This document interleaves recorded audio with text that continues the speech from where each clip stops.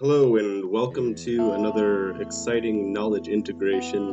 This is knowledge integration number 4. My name is Gary Geisler, and we'll be going over the basic circuit that we were given in knowledge integration 4. As you can see, this is part of a cell phone circuit here. I'm assuming in the circuit you can see we have a preamplifier right here that amplifies the original input via a microphone or maybe a digital input from the cell phone. And basically this amplifier is designed to boost that signal to a signal that is usable to the rest of the circuit. Later on it goes into a mixer, which is going to multiply that signal by another signal, most likely at a much higher frequency.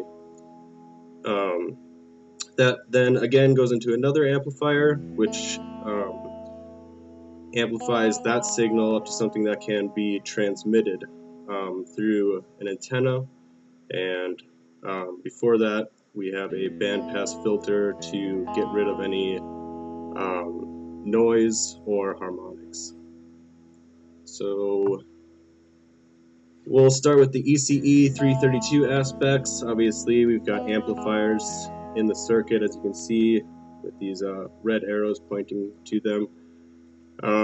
Once again, they amplify the original input signal, and after the mixer, they again amplify that signal to something that is used or able to be used to transmit over free space or via antenna. You can see right here we have a basic multiplying amplifier. This is just a generic image, but you can see we have different inputs here going to RC filters. Each of these inputs can be at different frequencies, and these RC filters are specified specifically for those input frequencies. That way that they do not cross with each other and come back through the other inputs.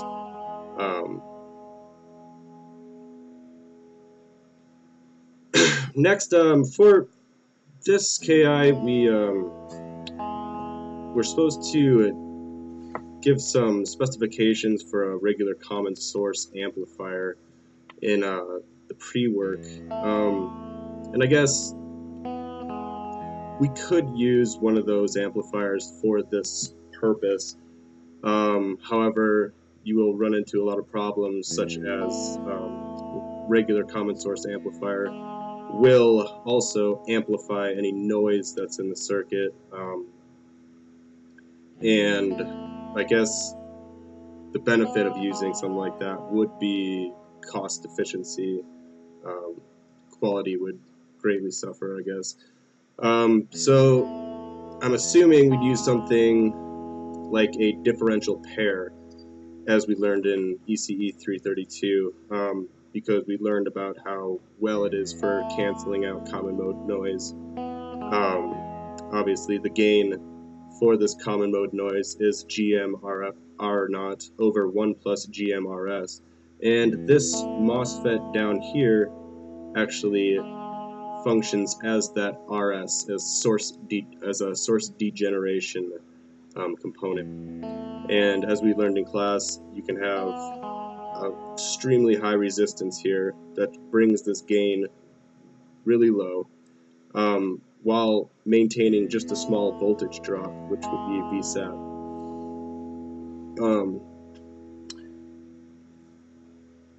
I guess this, although being less cost efficient, this type of circuit would definitely provide the best or better quality than using a regular common source differential or common source amplifier. Next we go to 312 aspects, and we got a mixer. This component, as you can see, indicated by the red arrow in this entire circuit. What this does is multiplies the original input signal by a much higher frequency signal. In this KI, it happened to be 900 megahertz. It is a non-linear multiplication. It's a non-linear circuit as far as the mixer or multiplexer goes. The reason that we multiply this regular input signal by a much larger input signal is, or a much higher frequency input signal, is due to the fact that if we were to transmit voice signals with EM waves over long distances, our antenna lengths would have to be incredibly long, and it's just not practical, as we will see later on in this presentation. So basically what we do is we take our original low frequency input signal, multiply it by a much higher frequency signal, and you get something that looks kind of like this in this bottom picture. You can see a high frequency signal on the inside that is fluctuating in amplitude with the lower frequency input.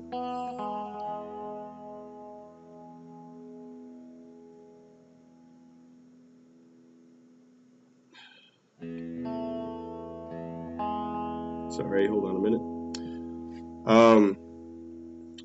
Another thing you'll notice in the 312 aspects of this KI4 was the bandpass filter. The reason we would use this bandpass filter, obviously, is because we want to reduce noise and eliminate harmonics.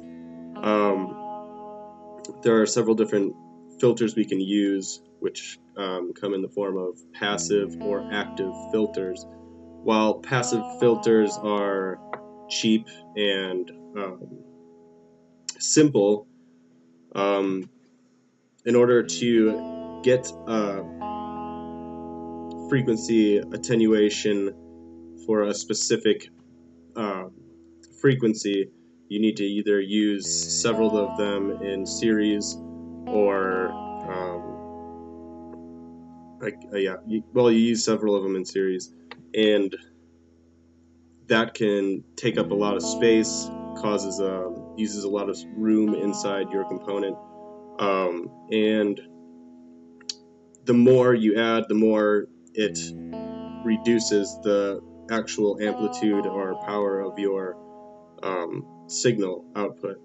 And active filters, while probably being more expensive, can actually attenuate your signal to the frequency that you want. Much cleaner, much sharper edges with that filter.